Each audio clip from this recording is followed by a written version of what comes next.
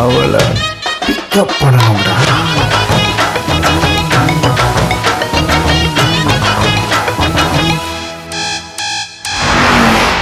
கார்பரேட்டுங்கிறது ஒரு சிலந்தி வேலை.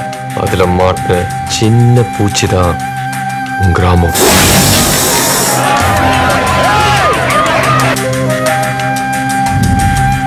கத்திங்கிற கதிரேசு வில்லாதி வில்லன்.